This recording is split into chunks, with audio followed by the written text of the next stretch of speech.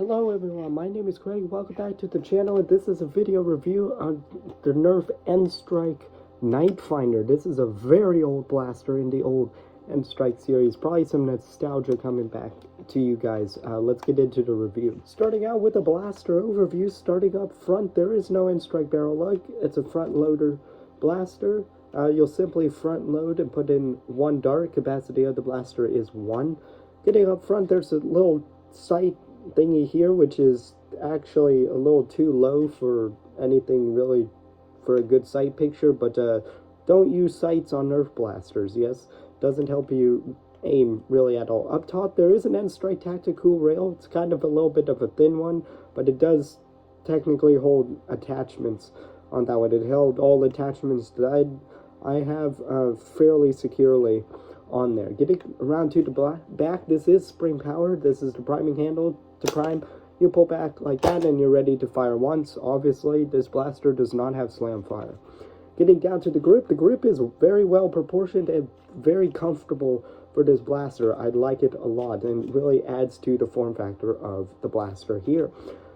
This blaster technically does have batteries because of the Nite Finder concept on there, which I'll get on more, but the batteries are housed in the handle here. You'll remove this single screw in here and put in 2 AA batteries. That is only to work the laser sight thingy that is up front here. It is not required to operate the blaster at all. So if you don't want the laser sight thingy, you don't have to put in the batteries in there, and it's lighter weight that way as well. Getting down to the trigger pull is pretty standard actually for most blasters on the market right now, which is quite surprising with it. Getting up front, there are 2 dart storage things on here. You know my thoughts on dart storage. I would never trust any built-in dart storage at all. They'll probably corrupt your darts, and also if you're not careful, you'll probably never see your darts again, like with my element.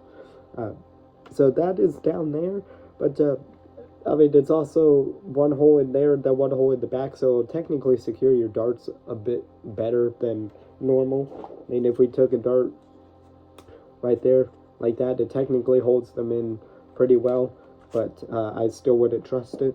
Getting up front is the laser sight thingy on here, and I'm not putting in batteries for this one, but you can also adjust it to adjust the angle here. It's a cool like little thing. If you're in the dark, you can see a little laser sight. It's not going to help you aim really at that, and it sucks as a flashlight, but like I said, you put in 2 AA batteries and you can light that up if you want to. If you don't want that feature, don't put in the batteries.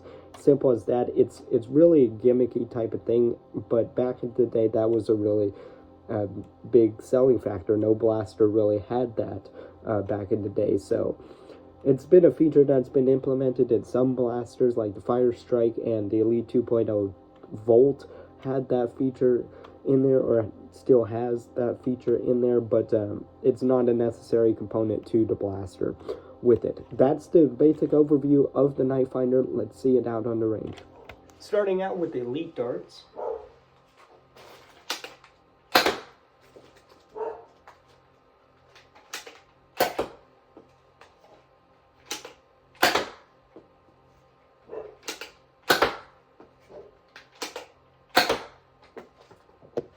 More Elite darts.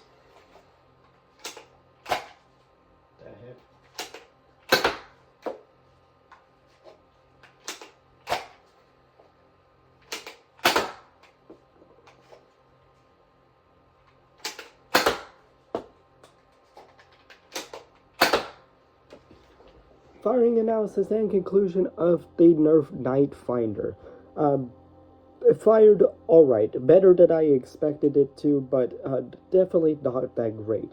I did have a couple hiccups, but that was mechanical error. I didn't seat the dart all the way back, therefore it didn't fire. This thing in stock form actually doesn't have that much power to fire off something that is not precisely, like if the dart's not precisely put all the way back in there, this blaster doesn't have the power to fire it out with that, which is surprising because it actually looked like that it shot with decent velocity. I don't have a chronograph to chronograph this, so no chrono data with it, but if I were to estimate, it might be in the upper 50s, maybe 60 FPS for this blaster. Still pretty decent for an old blaster, and especially in this condition. I got this while thrifting for about $5 with it. You'll see that in the Nerf thrift video. But so overall, really, the blaster fired all right for a backup blaster.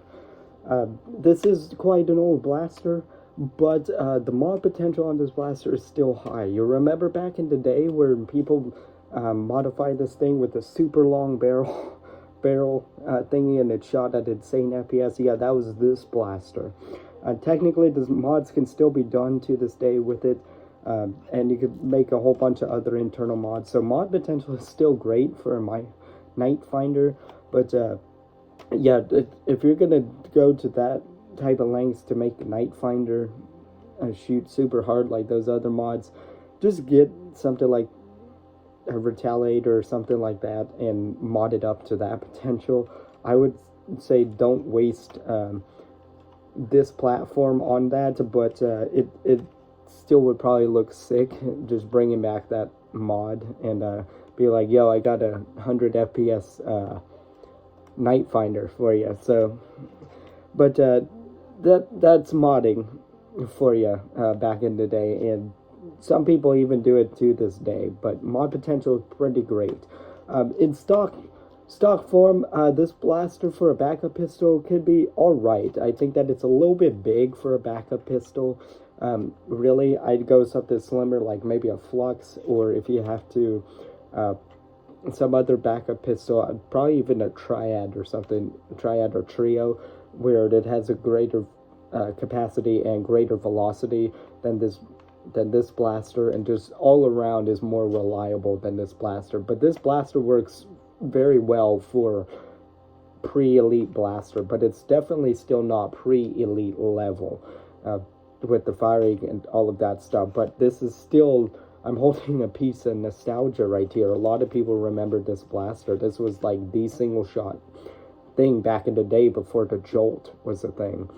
I believe this was released before the Jolt. This is, if I recall, if I did my research correctly, this was one of the first Nerf blasters released after like the Dart Tag stuff, but like in the actual N-Strike line, this was one of the first few ones released, if not even earlier than that. But actually, just like the Element, this blaster really does surprise me on how well it works to this day, but it's certainly not the standards that we can expect out of the blasters to this day, but it's quite impressive nonetheless with it. So what my opinions on the blaster is actually pretty positive. It does everything it's supposed to do and is like I said, it's a piece of nostalgia. It actually works pretty well.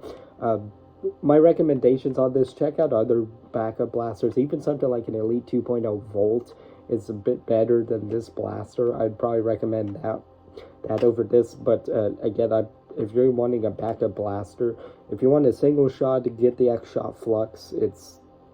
I don't think really anything really beats that as far as a single shot backup and velocity and stuff goes. But if you wanted an actual decent performing backup blaster, get like a Triad, or if you must go Elite 2.0, a Trio will also work, or even a Jolt. It's better to carry that than this thing, really. But those are really my recommendations with this. But if you're a collector or something, or even a plinker, Nite Finder could actually just work just fine for you. There's nothing really inherently wrong with the blaster with that. So those are my thoughts on the Elite, sorry, not on the Elite, on the Nerf Nite Finder. Let me know what you think in the comments down below. My name is Craig. I'll see you guys in the next one.